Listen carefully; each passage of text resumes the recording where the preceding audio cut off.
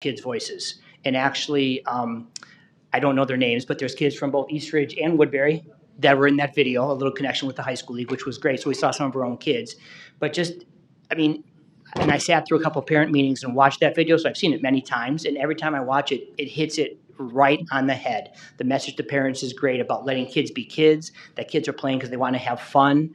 What parents' role should be. They don't want parents yelling at the refs. They don't want parents yelling at other team members. All those things. That it was a great message that, again, the state of Minnesota was able to create and send out to our teams. The other really neat thing is that video. Again, I hate to use the word viral, but that video is kind of now going viral, where other states are now showing it to their coaches. And it was something that was created here in Minnesota with district kids. So just really neat. Last thing that I want to end with, I know I do this every time I'm here, but I think it's important. All the successes that happened here happened because of all the support that we get. Marvin, Sara, and I, we get support at the building level. Our building administration is great. Our district administration is great. Mike Johnson kind of he got the short straw, and he's got to work with the athletic directors, activities directors. So we work closely with Mike and obviously with Keith and from the school board as well too, that we get a lot of support in order to give these kids the successes that you saw tonight. So thank you so much throughout the district for the success. My final thank you.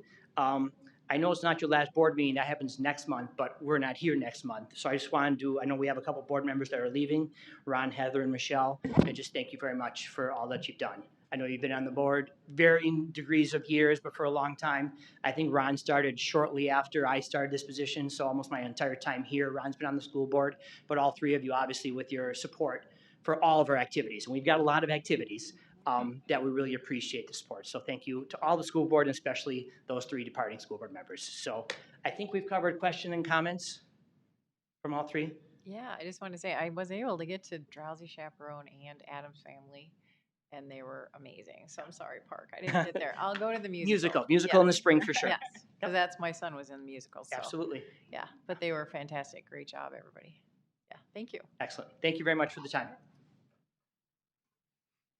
All right, 5.0, public comment. At this time, individuals may speak to the school board on any item that is not on tonight's agenda. The board will not respond to or discuss your comments.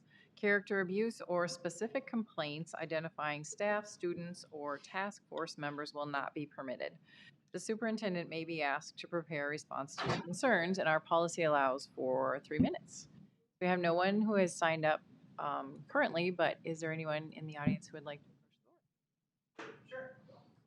All right, if you wouldn't mind stating your name and your city. I'm David Peters. I'm from Woodbury. I'm here for Cub Scouts. Cub Scouts is a great organization, and it leads to Eagles. And does anybody know about Eagle Scouts? Anybody think they're a value? Well, it takes a lot of Cub Scouts to produce an Eagle Scout, just like it takes a lot of T-ball players to produce a high school baseball team. If you look at our sports programs, we're probably going to have 150, 160 T-ballers go out for kindergarten this year. When they reach high school, we're lucky to have 15 of them. It's the same way it goes with Cub Scouts. We need a lot of Cub Scouts to support the program, to make some Eagle Scouts. Eagle Scouts, Scouts in general, grow up to be civic-minded individuals. There's usually, or volunteers. Some of you on the school board may be former Scouts. They do a lot of service hours in our community and our city. But school board policy, right now our district policy doesn't allow for flyers. So we have had access to digital flyers, but we're seeing a less than 1% open rate on those.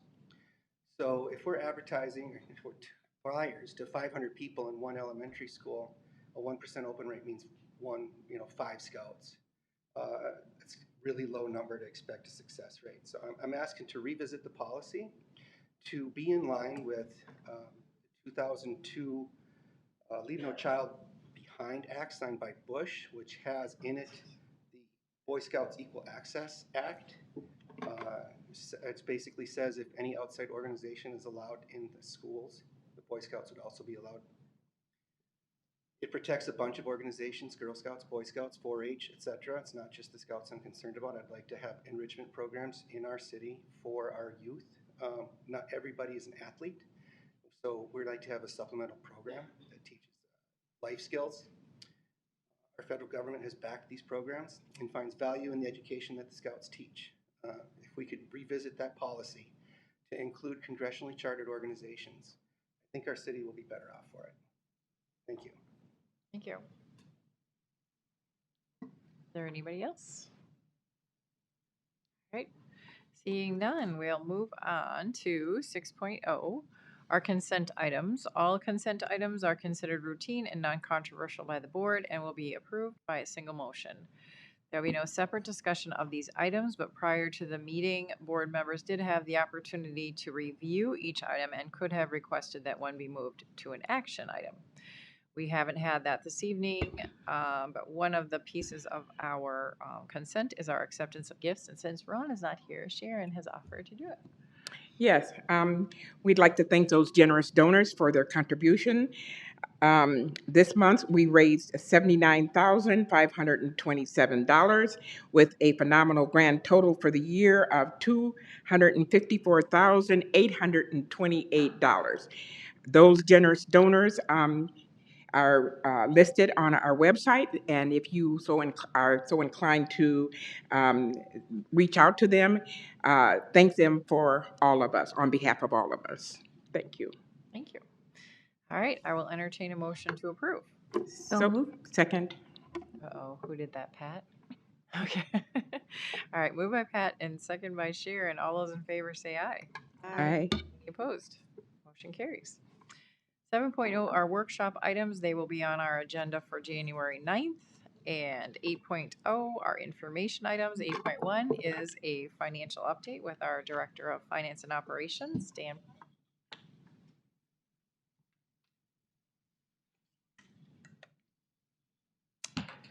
Good evening, Board Chair Burnett, members of the school board, Superintendent Jacobus, and student members of the school board. Tonight, I'm here to give you our monthly financial update, and we'll be talking about enrollment and a few things, and also after that, we'll talk about the long-range facility planning. So it's information night, and I could start out with the story. There was a Vikings fan and a Green Bay Packer fan were walking down the street, and of course, the Viking fan found this lamp on the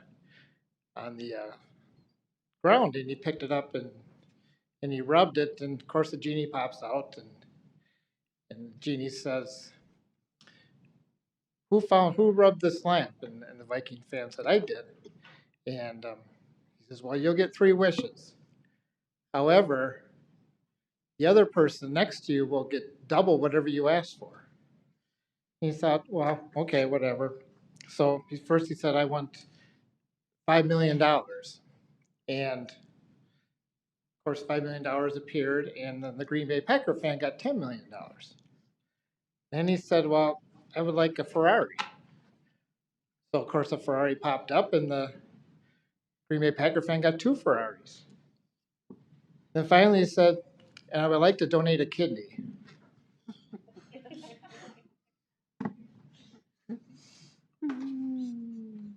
Anyway, so tonight is our one of our financial updates. Generally, as you know, as you're probably getting used to me by now, I always talk about enrollment. Generally, when I do a financial update, I want to tell you how the enrollment's going. The Citizens Financial Advisory Committee usually gets this presentation 3 or 4 days before I give it to you guys, and they give me some good feedback on it sometimes, or most of the times good feedback, and we make some changes sometimes. But as far as enrollment goes, as you know, I watch that like a stock ticker. It's very important not to be under budget. We do all our staffing based on enrollment. We get most of our revenue based on enrollment.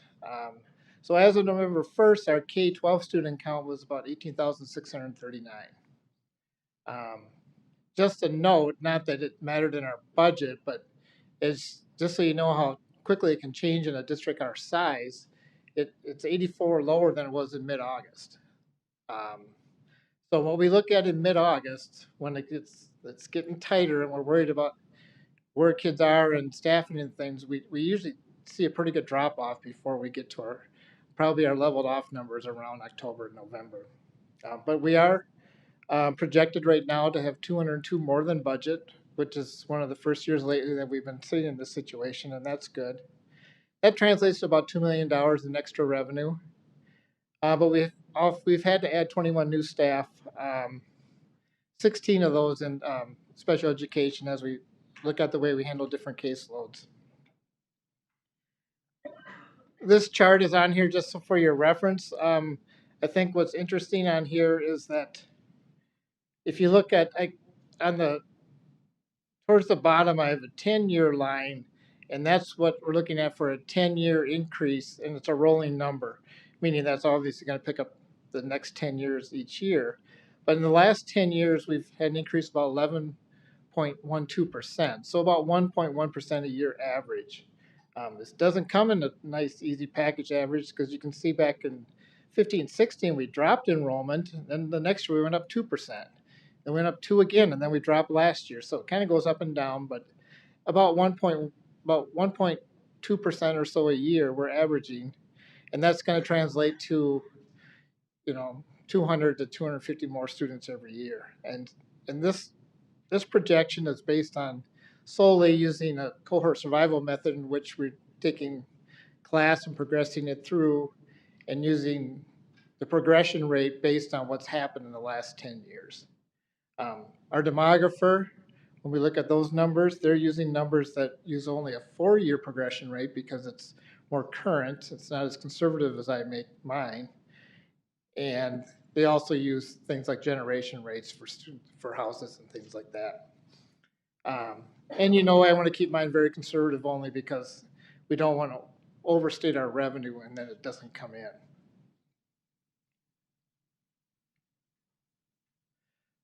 So in using November, we like to look a year back and see what was going on and then, what's happening now. So what was happening about a year ago? Well, we didn't have any elections or anything like that. We didn't have any funding requests out there. There was an election that elected a new governor who was still a DFLer with a public education background. That helps a lot with the funding side of it. The DFL took control of the House, and it was a legislative funding session. And we'll talk about what happened at the funding session on the next slide. And our 2018 audit was almost done. And it came in for the fund balance, total fund balance about 3.4%, unassigned fund balance of 1.5%. As you know, the unassigned fund balance is the one on which the statutory operating debt calculation is made every year by MDE, and it can't be less than negative 2.5% on that. So our goal is to have that 1.5 number be somewhere between 5 and 9%. So where are we now? Well, the results of the last legislature was 2% on the basic formula for the 2 funding years in which the bills provided for. It's this school year and the next school year. There's also a new special education cross-subsidy aid, which is very helpful to the districts. And this year it's 2.6% of your cross-subsidy. And our cross-subsidy is about $17 million, meaning we spend $17 million more on special education than we receive in aid. And then the years after this year, it's going to be 6.4%. The idea is that they want to stop the growth of that cross-subsidy and try to cut into it, but these percentages probably just stem it. We also have a safe school aid that was enacted because of they had to show that they had a surplus at the end of their fiscal year. The state did, so once that was shown, then they could pay out $30 million in safe school aid, of which we received about $650,000, and we have specific uses for those dollars, and it has to be restricted. And then they also amended the special education formula, which could be good, could be bad. They took the growth limits off, which is good, meaning that, generally in special education, you get reimbursed for your costs at different rates, and you get reimbursed for your staffing. But if you're at a limit where they say, well, you can only go this high anyway, then when you hire new staff, it goes, oh, you're not getting any aid for that new staff because it runs up against the ceiling. Well, they took the ceiling away, which we had lobbied for a lot. However, there's still only so much money to go around once it comes through the federal government too. So what they end up doing is taking all the money they need, use the formula to figure out who gets it, and then they prorate it. But it's a step in the right direction. And our audit is near completion. And we're gonna have a fund balance total of about 6.76%. Now that's the total fund balance. The unassigned, the one I said we need to be between 5 and 9%, that will be about 4.3%. So it's a pretty good increase from the year before. Some of the highlights of the financial, that our revenues were within 1.3% of budget. They were actually 1.3% higher, so that was about an extra $3 million. And our expenses were within 1.5%, and they were actually 1.5% lower than budget, so it was a good year financially for the budget. The new referendum revenues didn't apply to the financials until this last year, so we're finally getting the fruition of the plan we had set back in 2015 when the board asked how much do we need extra per pupil in the operating levy, and we said $900. And the board split it into two different questions, 525 one time through and 375 the next time through. And finally, all those elections are done, and it's finally coming to fruition completely. And of course, I said the state formula increased 2% for 1920 and 2% for 2021.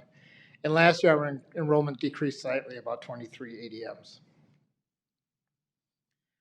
This is just a visual for you to see the spending, how it's gone in the last 3 years, and the revenue, how it's gone in the last 3 years, and also our performance against budget. And I just kind of went over some of those. You can see the different breakdowns. The salary and wages budget, Chris did a tremendous job to keep it within 1% when you have that many employees and that many lines. To budget $139,992,498.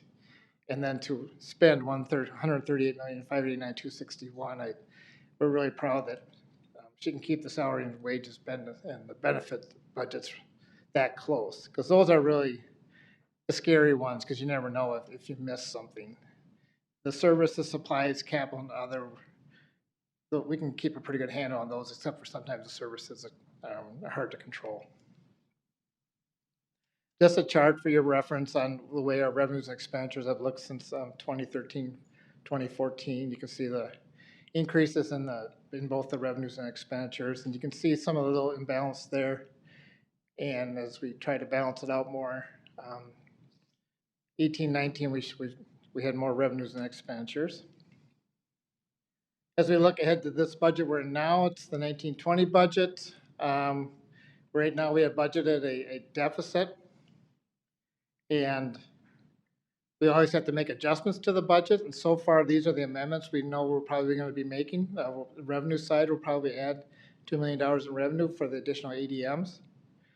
And then the safe school aid. And the expenditure side, for the additional teaching staff for sped workloads, about $1.4 million, and additional staff for increased enrollment, about $510,000. So there is a little bit left over. We'll have to see how total staffing runs out, but with new revenue, we also have to see how much it costs us on the other side.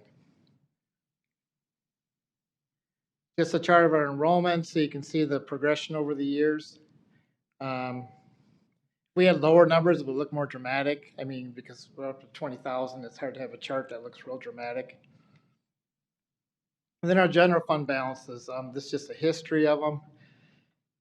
You can see at the end of 14 that we were at this is the unassigned general fund balance now.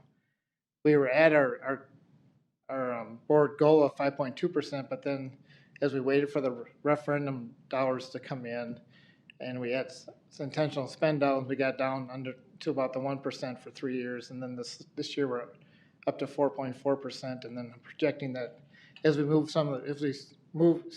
some of the restricted amounts up that are being carried over. Someday maybe I'll talk to you about how the restricted amounts work. As we move some of those over, then I can project that we could probably get our unassigned fund balance up over the goal this year. This is a chart to show our unassigned fund balance history. Some of this, as board members were here during some of these years, and we had intentional spend downs and making sure we keep our programs going. as we watched how we could, get our operating revenue back up to where we need it to be. Some of the factors which influence the fund balance, cost of services, tuition, utilities, snow removal, repairs. No snow yet this year, that's good. Demographics, housing growth, which we'll talk a little bit more about that in my next presentation. Mobility, are they moving within the district, are they moving out of the district, are they moving into the district? Obviously enrollment, special education costs, transportation, unfunded mandates. Sometimes they're coming up with some of these new laws that have to do with how we have to administer some things, and they don't realize the unintended consequences we're getting from them. Contract negotiations, of course, staffing, and the state and federal funding. Financially, some important future dates. Of course, December 12th is our Truth and Taxation hearing, which, as you know, is the Super Bowl for business managers. That one will also ask you to approve the levy for the year, and you approved a preliminary levy, and those are what's went out on the tax statements. It'll probably go down a little bit because we levy down to what we need for QComp, and we'll talk about that on December 12th. I know you can't wait.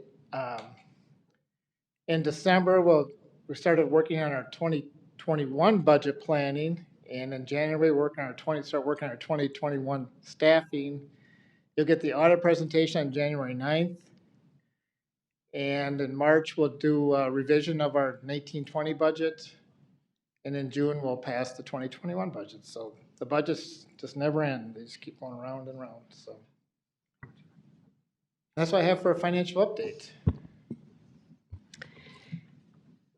Any questions? Yeah, a few things. Awesome, as always, Dan. Thank you. So it looked like then what you're saying, so we basically, while we had 2 million extra come in from about 202 students, that pretty much went all back out right away in terms of staff needed for the new students, but also for the 16 new sped teachers, correct? Yeah, and we will get a little bit more special ed revenue on those teachers too, depending how the formula comes out. Right. But that was a big thing we heard from our touring of the schools this year was the need for special ed teacher additions. So that's great to see that and great to see that. But a reminder that comes, while it's special ed dollars, we aren't funded for that. So it comes out of the general ed pool. So enrollment was great to handle that. I also wanted just to ask you, with regard to our 2% from the state, do you remember, what is the total dollar amount from the state? When we get 2% from the state, it's only on a particular part of our... 2% on about 130 million in state aid, so it's about $2.6 million. So we get about, so the extra money that comes with the 2%. That would be about $2.6 million. Is $2.6 million. So that's really, and we have inflation ourselves, right? Of an inflation factor of our own. So I'm pointing out that the 2% is lovely, but we already have our own inflation factor, and at 2.6 million, that's not a lot. And extra dollars there. And our revenue, when you look at it, it comes down to an amount per child, and that amount is made up of, the basic formula from the state, $6,400, whatever it is now, $6,300. And then the rest is filled in our case, in most districts' case, but we look at each district differently, is the operating revenue and the local optional revenue. And those total about $2,000. And the kicker to that is that the $6,400 will go up 2% by law. But the rest of that filler, there's no inflationary factor in the question, so that's going to stay flat. I mean, that will only go up as enrollment goes up. Right. Okay. And then lastly, I think it would be great to say, I mean, certainly the most humbling thing I've done here, one of them has been understanding the school budget and understanding the challenges of school education funding, that we don't have a magic wand or a magic little bowl out in the back that we can grab our money from. But when we talked about the intentional additional fund balance, I think it'd be great to remind people why we did that during those years that we intentionally went below our fund balance of 5% in order to get all our staff up to a median range. We had the 8% over 2 years for teachers were one place. We basically brought everybody, all of our staff, intentionally up to, we realized we were, during those years of the recession, underfunding our staff. And so I think it'd be great, just watching from the historical standpoint of why we dipped into our fund balance during those years. So just maybe add that to your fabulous charts to remind people of why we did that. So thank you. Okay, thank you. On top, also, we were able to keep programs that we had put in Right. place and for kids and to keep going. It's Right. interesting as our fund balance gets close to our fund balance policy after so many years of watching, and we are still watching, it starts to feel like we're doing well when you look at what a fund balance policy should be and where Dan feels we should go. Along with, as if Ron was here, he talks a lot, and rightfully so, about our bond rating. Mm-hmm. We've got our long-term facility, which Dan will talk about in a minute. It's a wonderful problem to have, the growth we have in the district, but we do have some challenges in how we will serve our students, as our kids, as we go forward in the next 10 to 20 years. Right. Thank you. Thanks. Any other questions? Great. Thanks for the update. And you will stay up here for 8.2, which is our long-range facilities planning update. Should I go back? Come back. Good evening again, everybody. I'm Dan Pyan. This presentation is about long-range facility planning. Turned into one of our favorite subjects. We have many meetings, and it's some really great work being done by some fantastic support staff, and the design team has done a fantastic job. But I wanted to give you an update on how it's going. So LRFP, why do we need to have a long-range facility plan? Well, over the next 10 years, the district projects more than 3,500 potential new K-12 students due to housing growth and turnover. Bear in mind, we have 18.5 now. I mean, that's a big jump over the next 10 years. Most of this growth is expected to occur at the secondary level, and you've seen that in the charts I've shown you. And this projected new growth is in addition to what I told you earlier, that we have 11% growth over the last 10 years. So we're getting a natural 1%, and then the new housing is this, though 3,500 includes the 1% I say we're always going to have, but that's filling that gap up. So as we looked at that, and then we looked at what we talked about back in 2015, and just a brief history, if you remember, and I'm sure everybody does, but in 2015 we had a bond election. We had 3 questions on the ballot. One was an operating levy, and one question was to build a new middle school and to convert the existing middle school into an elementary school, and to fix up some other improvements at the other 3 middle schools. And the third question was to expand the 3 high schools so that they would each have 2,300 student capacities. And then also to put some more restrooms in the old elementary schools. Well, the first 2 questions passed, and the third one did not. Well, the need has not gone away. So just because it didn't pass doesn't mean that we still don't need the room in the schools. And it doesn't mean that the elementary kids don't need to go to the bathroom either. They need bathrooms. So we formed the Long-Range Facility Planning Steering Committee. We established a Long-Range Facility Planning Task Force. Now the steering committee is made up of the district administrators and a design team with some outside consultant that work with our planner to create a design team. And then the task force is made up of community members, getting good input from a variety of community members, and we meet the task force once a month. We also commissioned a demographic study to find out those numbers I told you. That's where we got them from. We presented those results to the task force and the school board. We started formulating plans, and at some point we'll take a decision will be made by the school board on whether we take this to a ballot or not. So we won't go over these numbers. I have them on here for record, so you can always refer back to them, but this kind of shows what's going on in the secondary schools, and I just picked 2 dates. what's gonna look like in 5 years and what's gonna look like in 10 years based on the demographic study. I mean, and that's based on current housing developments, other developments that might be on the books. It's based on generation rates in different communities. So really, we see a big pressure point at East Ridge High School, which looks like it's gonna be 1,100 students above capacity. Woodbury High School also looks like it's gonna be about 700 over capacity.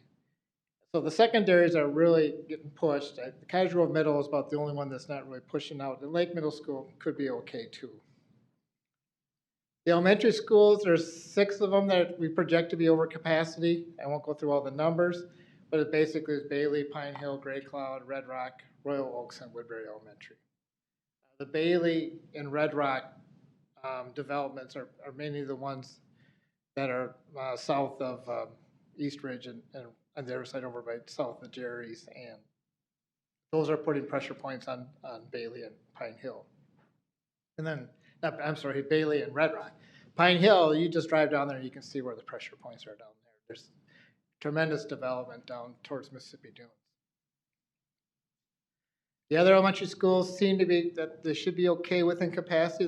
They have needs that have to be addressed as we try to go into the 21st century collaborative learning spaces. So they're going to be on the plan too, but as far as adding capacity, I think we should be in pretty good shape. Overall, you can look at this later, but I showed you this probably last month.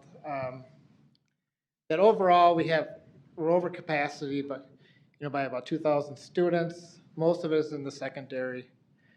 Overall, elementary is okay, but it doesn't mean that we don't have to we might need some more building space because it's all concentrated in those 3 areas. So since the start of this process, work groups were established, the Long Range Facility Planning Steering Committee that we talked about. Within that, there's a Long Range Facility Planning Design Team. The design team has taken the needs assessment and taken the demographic numbers we looked at, and they've put that together and come up with different ideas and plans on what we could do building-wise. Then we have the task force that meets once a month, and we get input from the task force on the plans. We take that back to the steering committee. The steering committee makes adjustments, asks the design team to change a few things, and we just go, it's just a big circle of life there. And then we've also established a long-range facility planning leadership team, which basically is 3 or 4 of us, and we just kind of look down to see if the ship's going in the right direction, or if we have to find out, what are we going to do at this meeting? What are we going to do at this meeting? Just to keep us on task. So far, we've seen some secondary school plans that were established by the design teams. These plans have been looked at by the steering committee and the task force, and both of those committees have done separate plus deltas on them, looking at the positives of the plans and the negatives of the plans. And those 5 options reviewed. And I'll just give you an idea what the 5 options are so far. These are secondary side, so these plans would handle the secondary issues right now.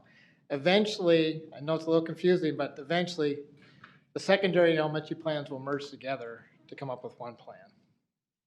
Or if we look at different questions, maybe a couple different varieties.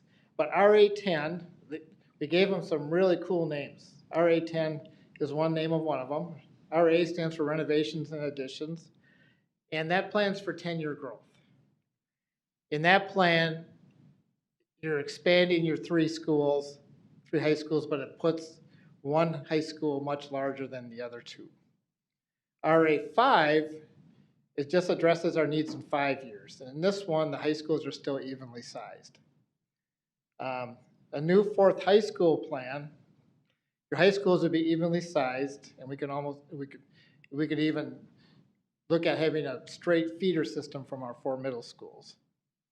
A 9th grade center, in which all 9th graders went to one school. Of course, that takes pressure off the high schools,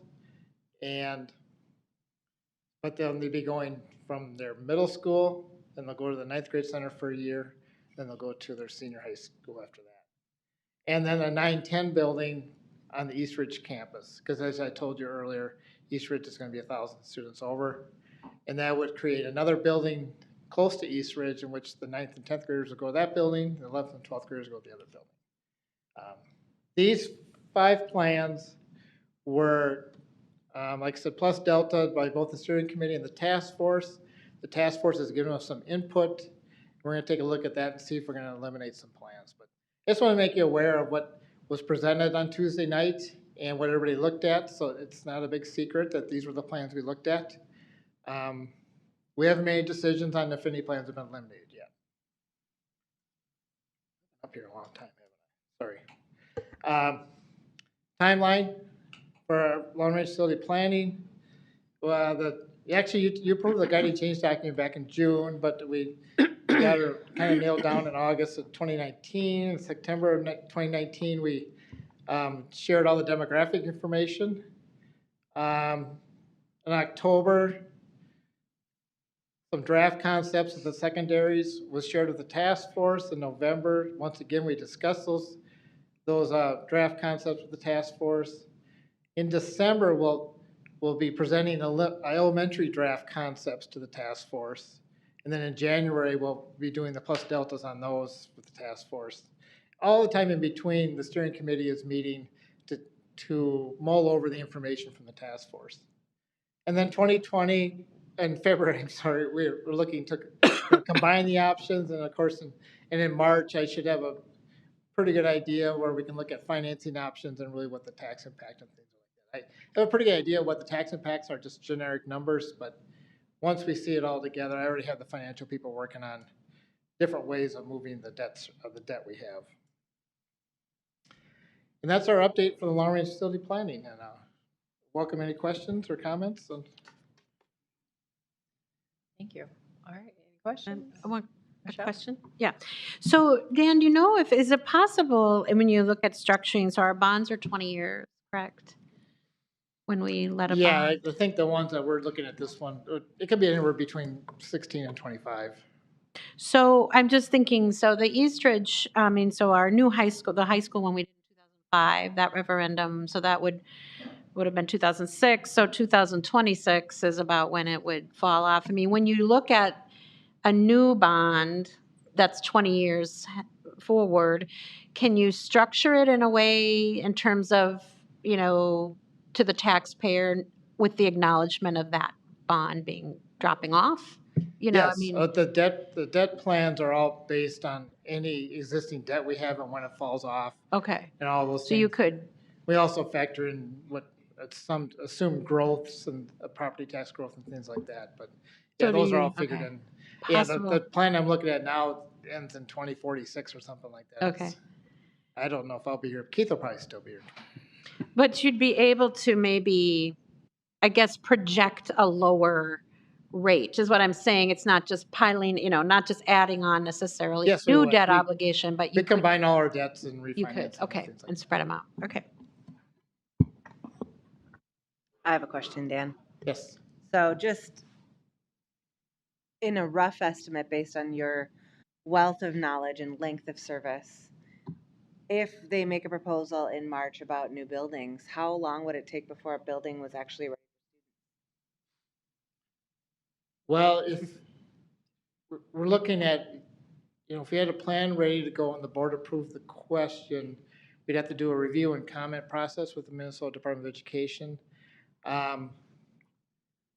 So working backwards or kind of forward with that review and comment, we were thinking that you may have a vote in February or so of 2021, and then a high school. If you had to build a new high school, if you're talking trying to get it ready for the fall of 23, if you're really aggressive. No, elementary school wouldn't take as long, but probably elementary school would be the fall of 23 and the high school would be the fall of 24. If that's what it came down to. Otherwise, if we do all these other additions and stuff, they're all going to have to be coordinated and some are going to happen sooner than others. And you saw that with the last bond, in which Mike started getting the middle school going. Unfortunately, we had to wait a little longer because we had to wait to see if it passed. But in the meantime, once he got that rolling, in the meantime, we started doing the improvements to the other middle schools. So we had those improvements done the whole summer before we had the Ullman built.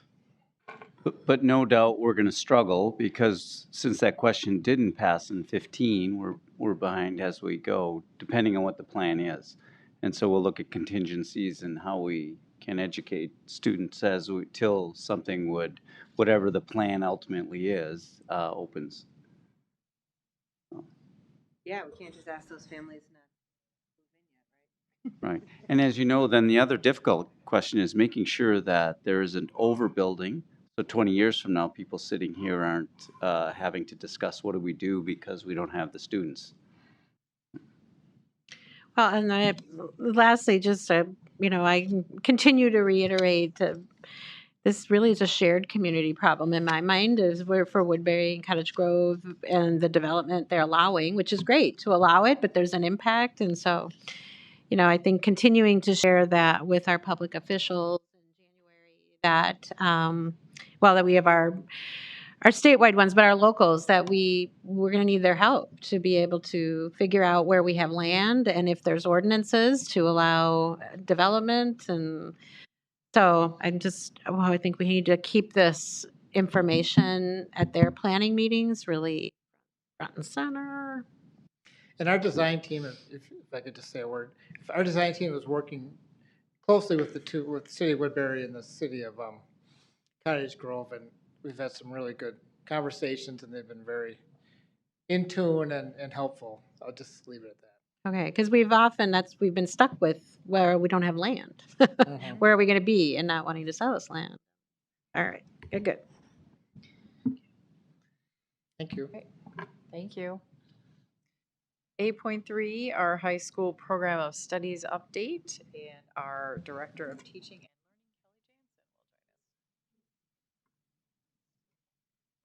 Will you All talk right. about Packers and Vikings? Yeah, we can, but I don't know. I have to present, so I better keep it pretty non-emotional. You're not going to I don't know. follow Dan? I'm ready to give up on Minnesota teams, I'll tell you that. Anyway, sorry about that. Good evening, Chair Burnett, Dr. Jacobus, board members, and student reps. Tonight I'm here to give you a preview of the highlights for our 2020-21 program of study. It's hard to imagine. It's 2020-21 already. If you haven't seen it, this is this year's current program of study, so this is the book I'm referring to as I talk. It's available online on all of our high school websites, and so the communications department does a fabulous job of updating that and keeping it a very professional document, so kudos to them. Our high school program of study serves as a guide to many of our academic programs offered in South Washington County School District. It's designed to assist students by providing brief descriptions of each course offered at each district high school.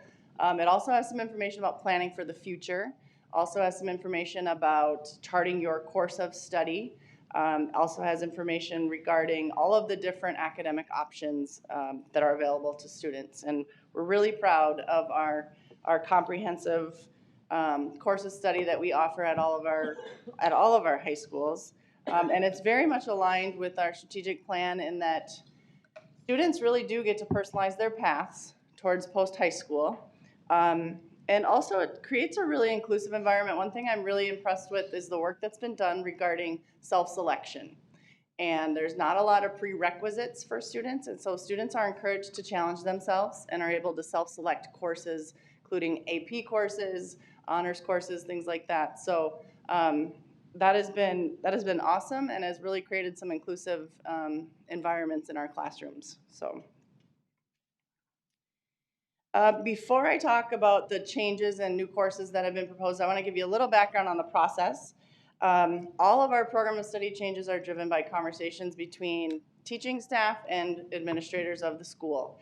And teachers come forward or administrators have conversations with staff regarding what types of changes are they wanting to make in their program of study in their departments. And so they have those discussions, and once it's decided at the school level, those departments are asked to reach out to the other high schools. So it becomes a district conversation at that point.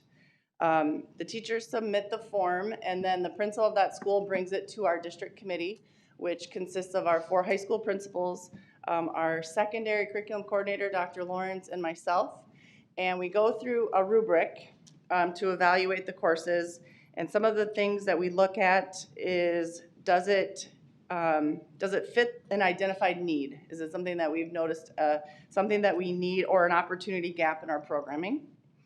Does it address new standards, or did the standards change in some way? Does it support the strategic plan objectives? Is it innovative and creative? And then also, is it sustainable, whether teaching FTEs or curriculum for the course? From there, we look at those rubric results and we decide a couple different options that the course just doesn't meet our needs right now, or the course has potential and we would like to pilot it at a school to see if it does meet our needs, or yes, this is a course we want to add to our program study for all of our high schools. So, and based on that process, we have 3 new courses that we're adding to our program of study this year. The first 2 will be piloted at Park High School. The first one is Introduction to Hospitality and Tourism Management. It's through our Family and Consumer Science Department, or our FACS department.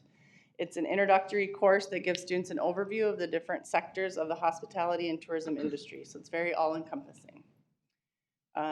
The second course is Geometry in Construction.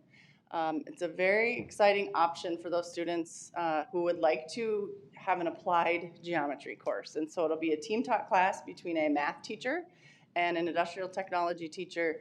It'll be 3 credits of their math, so it'll meet that geometry requirement, and 2 credits in construction, so they're elective credits. We're really excited about giving students this option when it comes to their math choices. And the third new course will be offered at all of our high schools. It's Latin American and Hispanic Film Studies in Spanish. And so the requirement for this course is that you are through Spanish 4 or an equivalency, so native speakers. It was intended to reach those students who wanted to continue practicing their Spanish but didn't want to move into the AP or IB realm, but wanted to have that last year of Spanish for them to continue to practice using that language. So we're really excited that that'll be offered at all of our courses, or at all of our high schools as well. Some other additional changes or things we're going to highlight. We are excited to expand Genesis Works. You heard about it a long time ago, so if you don't remember, that's okay. Jennifer Elsesser is our Career and College Readiness Coordinator, and she has worked with a company called Genesis Works, who reaches out to school districts to provide traditionally underserved students an opportunity to participate in a summer training program and then go into their junior year into an internship. And the students will take classes at their high school until 1 o'clock, and then they will leave and go to a business for a job. And students who participated in last year earned up to $13,000. It's a paid internship for these students. It's a very rigorous process to get into. There's an application process and an interview process, but we had about, I believe, 15 students who followed through last year and were placed at 3M and Anderson Windows. So an awesome opportunity, and we're hopeful that we have 15 at each of our high schools next year. The other change or bringing back is the Mandarin Chinese pathway to Park High School. With boundary changes, we had some students who will be entering into Park that have taken Mandarin at their middle school, and we want them to be able to continue that world language path. So Mandarin Chinese will be added back to the Park High School pathway. The final changes for 2020-21 is we are venturing into some online offerings. So Wash Co. Online will become a reality based on student registration. And as you know, our students have a lot of choice and opportunities, and many of our students are selecting to take online courses for various reasons. And we're hoping that by providing them through our district, we can keep them within our district for those courses. It also is a great opportunity for students to maybe try an online course, because there is that potential that they could still connect face-to-face with that teacher if they wanted, because they are on a campus. At this point, all of the classes that you see were offered based on teacher readiness. So if a teacher felt like they were ready to create this course and dive into online learning, they submitted a proposal. I know that our principals worked with our teachers in showing them our numbers for our students who are leaving and for what courses they're leaving for. So there was some conversation about trying to, you know, the supply and demand and to meet those demands of students who are leaving for certain courses. So we're hopeful that we can accomplish that through this. But the result of that teacher readiness were these 9 courses. So economics, English 12, general physical education, personal finance management, personal marketing and brand development, political science, Spanish 3, U.S. history, and web design and animation. Most of these courses fall in a sequence that generally a junior or senior would take them. General physical education is a course that can be taken by 9th grade, but it's 1 credit that students are required to take within their high school experience. So as the online option, we are only offering that to 10th through 12th graders. So as a 9th grader, right now, you can enroll in the online general physical education. We wanted to see how it goes with 10 through 12, and because we do keep these students on our campus, and so we were just gearing it towards students who were ready for that independent time during the school day. Some next steps with this, right now there's an administrative committee of some principals, assistant principals who mainly do a lot of the scheduling, student information systems, technology, and our counselors, and we're trying to foresee all of the bumps that we may run into with our own online programming technically. And then next January, we're gonna pull in the teachers for development, professional development. So online course development, professional development, so that teachers will get some training through an organization that's really good at online courses and provide them with some guidance into what should an online course look like, or how do we maintain that rigor that we expect from our courses here in District 833. So we're very excited about this first dive into it, and we'll see where it takes us in the future. So some next steps, it's getting to be registration time already. So it's crazy. Parents are gonna see registration materials home fairly soon. We are gonna complete the program of study. So the new program of study is on its final version. And our schools right now are doing the course registration cards. So the piece of paper that students take home and mark their courses and chart out what they'd like to take. And then there'll be registration meetings at the schools. I know they do an 8th grade meeting before we go into winter break, and then 9 through 12 or 9 through 11 are after winter break. And then we start student registration late January, early February. So we will be talking about 2020-21 pretty soon. So we're excited about the changes and look forward to seeing how it goes. Any questions for me? Just a comment. I think those courses sound really exciting, and I hope they're very successful. I think the kids will enjoy them. Yeah, Yeah. we're really excited as well. Yeah. Yep. For the online classes, so it sounds like right now it'll be like during the day. Are we going to explore options for like a 0 hour to give kids to take like another added class? So 0 hour is an option at some of our high schools right now, just dependent on the need. And so this isn't, right now, this would be part of their 6 periods that they would take. I know students at Eastridge some of them do take a 0 hour and then 6 periods. I know Woodbury has some opportunities for credits, and we actually just had a meeting this morning that we talked about standardizing expectations for 0 hour in summer school, so that it was an option for all of our students. And how do we plan for that FTE and how does that work? So we just had that meeting this morning talking about standardizing that process. But right now, this online would be one of their 6 periods that are in their school day. I know some kids, if they choose to take certain things like Avid and those, then their choice for other electives pretty much dwindle away. And so if we had the option of an online 0 hour, then it gives them a little bit more opportunities to get some of those extra classes. Absolutely, and that's exactly the scenario that we're looking at addressing, is the Avid students and our music students. How do we make sure that they have choice in their schedule? That comes with a cost, because even though it's still at 0 hour, it's still an FTE that's assigned to that. So that's what we talked about today, making sure that all of our schools had access to that. Yep. But it is something that's really important, because we'll lose the kids to other online courses if they can take it whenever they want and then pick up another elective. And we do want to see all students have that option to have more flexibility in their schedule. We were just talking about that before the meeting started. So it's something we have to keep working through. Right. Question, you're working with the 3M and with Anderson Windows. This is hands-on experience in business, or what is it?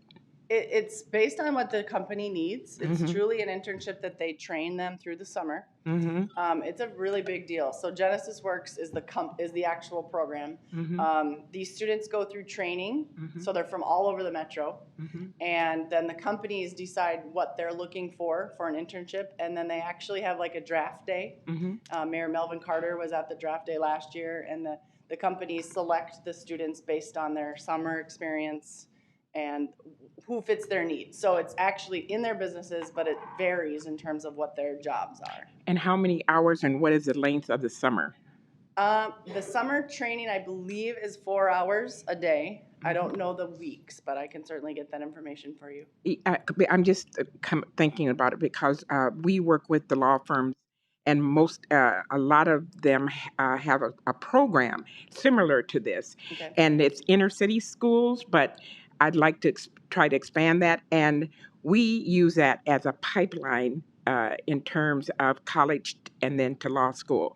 So I might want to contact them to get kids from this district to participate if they are interested in the law. Absolutely. That would be fabulous. Thank you.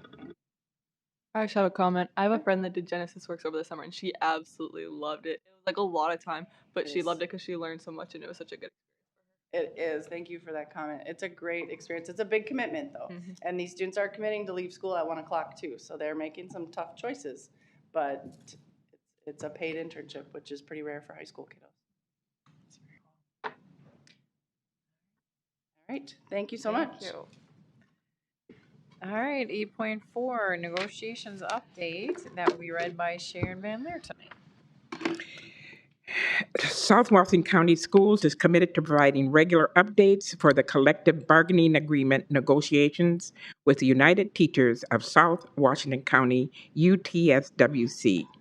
The district and UTSWC share a common interest, the success of all students. Additionally, we are committed to working together to reach an agreement that will benefit our students and those who contribute to their success. Negotiation committee members from District 833 and UTSWC met on November 15th for a mediation session. Information shared in the mediation is confidential and cannot be shared. The mediation session did not result in an agreement. The next mediation session is scheduled for December 3rd. Both committees continue to work positively toward an agreement, and both sides have stated they are committed to coming to an agreement in the near future. An update on the progress of negotiations will be reported at the December 12th school board meeting. The district will also continue to provide regular updates as the negotiation discussions proceed on our website at www.southwashcode.org under the school board section. Thank you. 8.0 are discussion items. We don't have any this evening. Oh, 9, did I say 8? Sorry, 9.0. 10.0 are action items. 10.1 is the approval of policy 206. Assistant Superintendent Mike Johnson. Good evening, Chair Brunette, board members, Dr. Jacobus, and student representatives. This evening we have the final reading of policy 206. It's been reviewed and revised to reflect updates.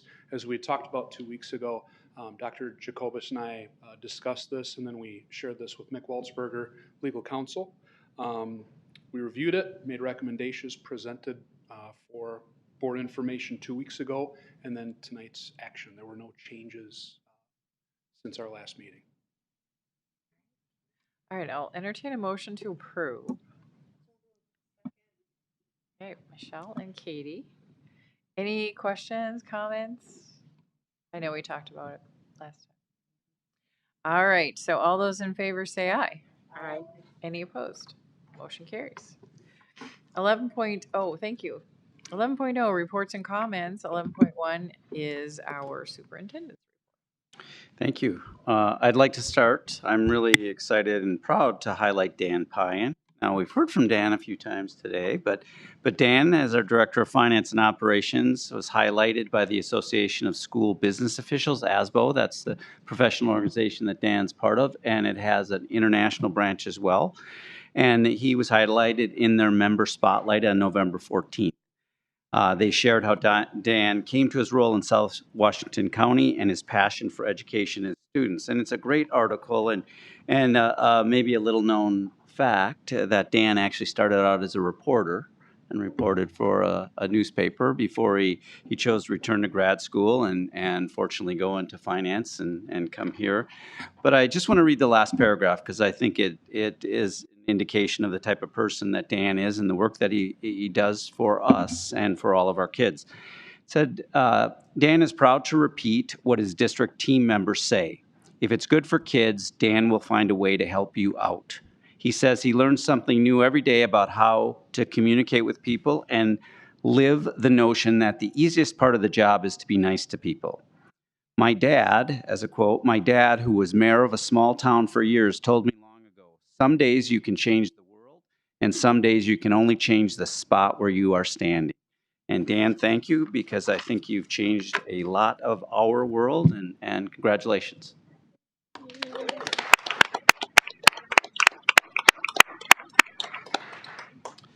And then secondly, as part of the world's best workforce, if you remember that as a statute, the number's 120B, but it's a statute that was passed a few years ago by the state that adopted long-term comprehensive strategic plan and goals to improve teaching and learning for all districts in the state. It addresses 5 areas: all children being ready for school, so school readiness, all third graders reading at grade level, all racial and economic achievement gaps between students being closed, all students are ready for a career in college, and all students graduate from high school. These are goals set by the state that all of our school districts are required to address through different strategies and to report to the public each year.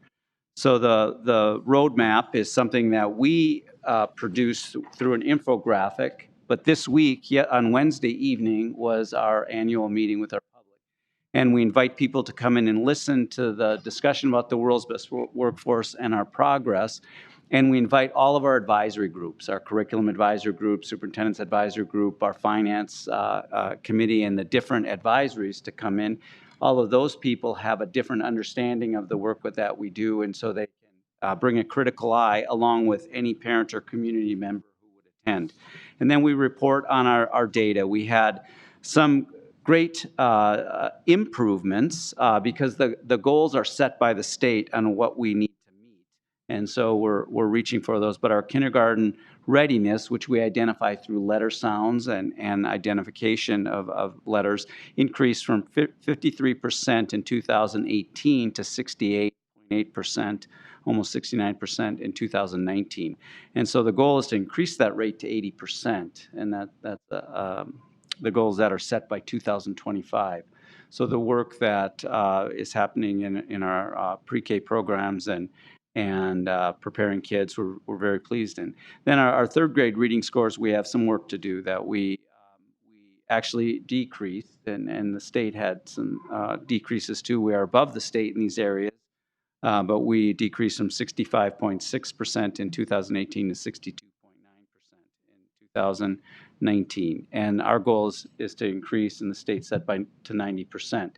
So each year as we present these, and all of this data is on the website, then we readjust. So on Wednesday night, we had people ask some very good questions, and we asked for their thinking about our strategies forward, and then we'll incorporate those as we move forward.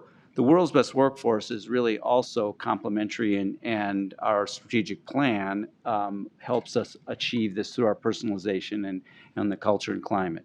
So that happened this week, and we'll continue to work hard to increase where we want to go and where we should be going. And then in the spring with our strategic plan review and update, we'll revisit these targets as well. Thank you. Questions? All right, 11.2, student school board rep reports. We'll start with Maya. So at Woodbury, right now we're all prepping for finals because we have finals on Monday and Tuesday next week. The trimester is wrapping up. We end right before Thanksgiving break. We have two events going on to celebrate kind of the end of the trimester and finals. The first one, both are occurring tomorrow. The first one is going to be during lunches. It's hosted by Key Club. It's a pie your teacher in the face event. You pay $4 and you can pie, like about 20 teachers have volunteered. So you can choose one. It's to raise money for the Thirst Project. So it's a super cool event. We're also having end of the trimester bingo during 6th period tomorrow. And so that's always fun. There's like a student moderating and then you all play. And so that's cool. And then as has been mentioned a few times tonight, our musical is The Addams Family and it's our last weekend. We had a show tonight and we have a show tomorrow and on Saturday. Super cool, super good cast, really good show. If you have the time, you should definitely go.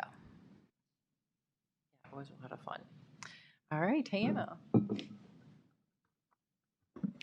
As many people have said tonight, I just want to recognize them too. The Thunderbolts are going to state, and they're going to be the #1 seed tomorrow, which is super cool. Because like we had this big pep fest, like Miss Palodichuk said, and it was just really cool to see like the students supporting them and like being excited for them.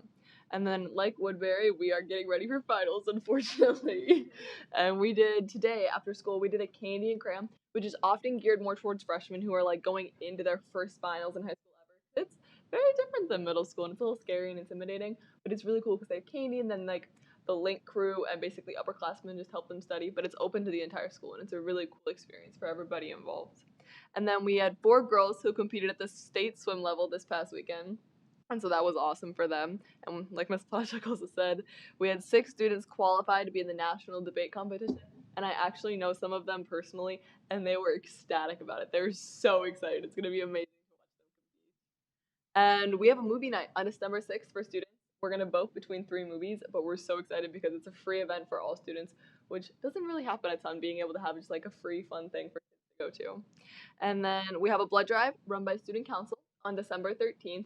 And last year we broke our school's record for the amount of blood donated, and this year we're opening it up to the public. So if anybody at home wants to come and donate blood on December 13th, please do, because we're opening up to staff and students and basically anybody who wants to. And we're taking walk-ins and all sorts of stuff, and it'd be really awesome to break that record again. And then yesterday we had our panoramic senior photo, and we did like club photos, and it's just really cool to like see all the different groups of students throughout the school like come together and be all excited for their group. Thank you. All right, Emily. So today, Park had its first applaud recognition ceremony of the year, where students were selected by certain teachers for an honorary breakfast. And like both Woodbury and Eastridge, Park will be wrapping up its trimester and having finals on Monday and Tuesday of next week. And both band and orchestra recently have had a concert. Band was on November 11th, and orchestra was on November 18th. And winter sports have been starting up over the past couple of weeks, and the major sport for this week is girls basketball, which actually has their home opener tonight versus North St. Paul. And student council, like Eastridge, will also have a blood drive on December 13th. Thank you. Yeah, thank you, and good luck on your finals. All right, 12.0, future meeting dates. 12.1, December 12th is our regular board meeting. And then January 9th is our next regular board meeting.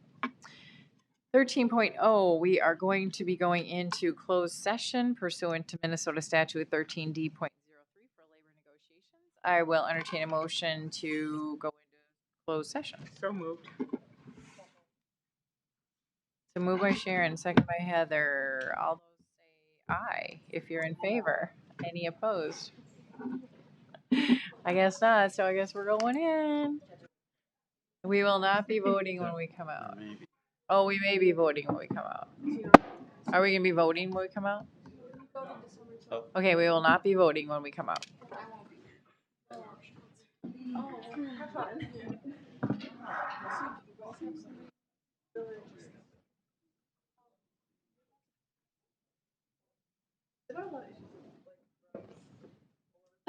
you guys.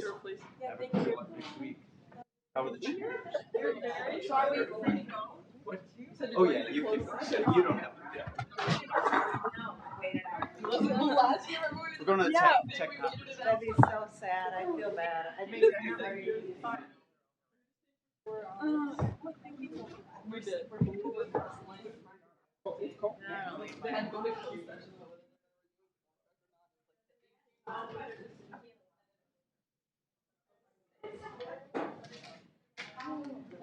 there. I know, I am tired. I am so tired. We have finals. Here, baby.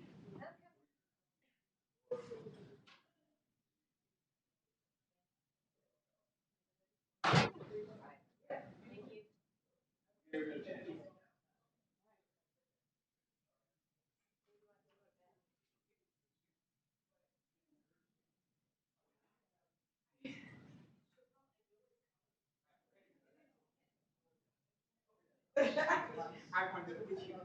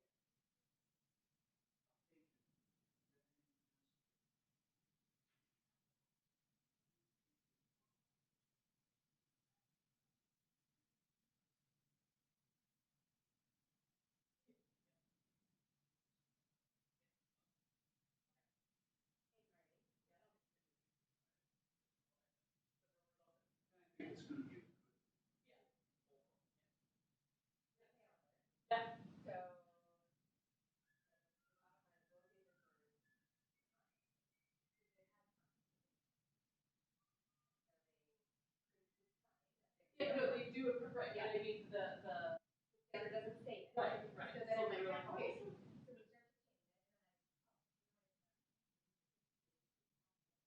has the least used days off. Yeah, so you're about it. And look at that. Days off. So we're not gonna change it. I started to, I changed it, and I was like, so, okay, but what about? It is the same thing, like they're off. Yeah, but the pre-K calendar is the other piece that was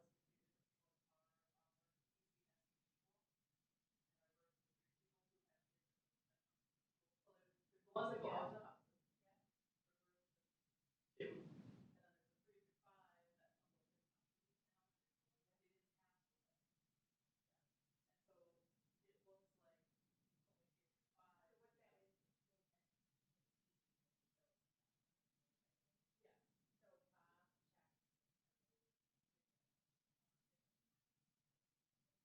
checked. Yes, yes. So where are they getting it?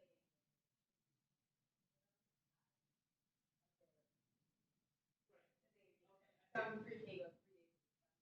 Well, no, pre-K, yeah, that's yeah. Our marketing unit, and they follow, well, they have a year-round calendar for the two separate houses, but the people that are in the schools, they follow ours. And so I think they were like, oh, there's kids gonna show up because you know, we're not K through 5. So I don't know, and maybe it's just as simple as saying, that's K through 5, but you know, yeah, how do they get there on bus? Yeah, they're running. Right, they get there on bus. And I think that was a thing of our buses are for elementary. Right, yeah, yeah. And like, I don't think they're gonna set. No. Yeah, because they run special ed buses. Yeah. But like, I don't think any buses are going to have an elementary message for anybody. Okay, we gotta get. Yeah, yeah. Just so they know, like, it's gonna say this on 1 to 5. Yeah. Preschool, look at your own calendar. Yeah, so pre-K. But now the preschool calendar is not online. Not on the our general website. But the other two calendars are on there. But, okay. So I think it's just like, okay, well, we want to still label right. We'll just know that elementary day on ECS. But that shouldn't be a big deal thing. That should be. Well, yeah, I think.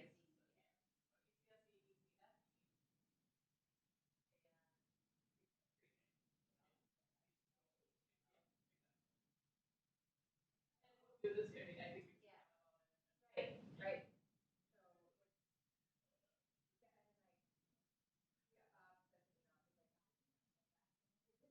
Oh, good. Well, I think they had plans. They did. Yeah. Perfect. Yeah. Yeah. So I think it all worked out, but it was just kind of like, oh. It's kind of the same thing as oh, I know, right. People have an but now we're going to change it.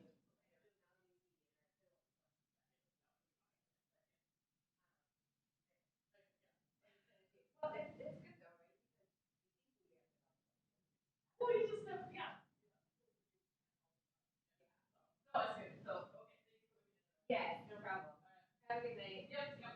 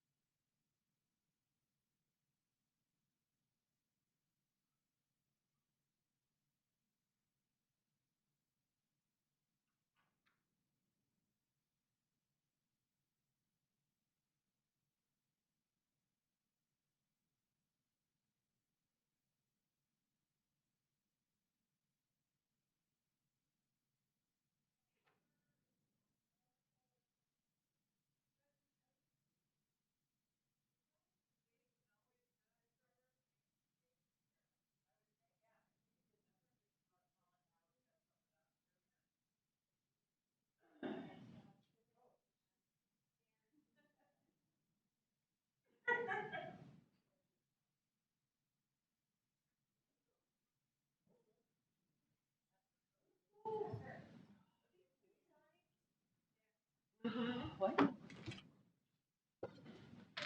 I think it's funny that all the girls sit lower because they have the same size table. And I feel like if I sit that low, I won't even be No, seen. because they just pull. I don't know. Okay, save this for next week, I guess. I bought this one out.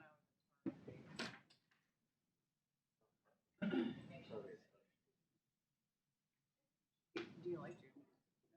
I mean, it's okay, but I try.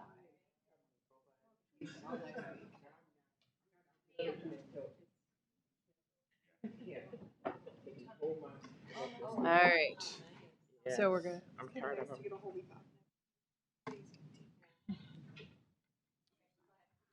Okay. All right. I will entertain a motion to reconvene our meeting. So moved. Second. Moved by Sharon, second by Pat. All those in favor say aye. Aye. Any opposed? Motion carries. Anybody want to chat or you want to go home or? All right, we are adjourned. Woo! Yes, thank you. Oh, happy Thanksgiving, all. Oh, me too. I gotta figure out who's cooking because I am. I need one. Working full-time thing. Function is not working for me.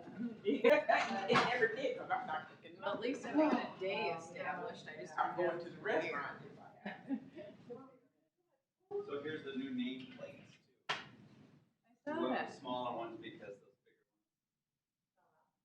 bigger ones, we had to look over them.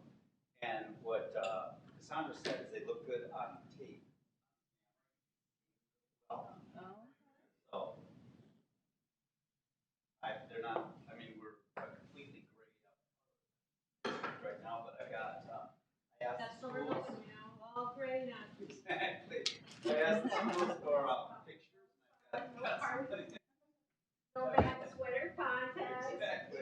I better go. That's Well, I get pictures up though. They were set as they rotated those light touch pictures. So I got a bunch of my moms right now from Royal Oak.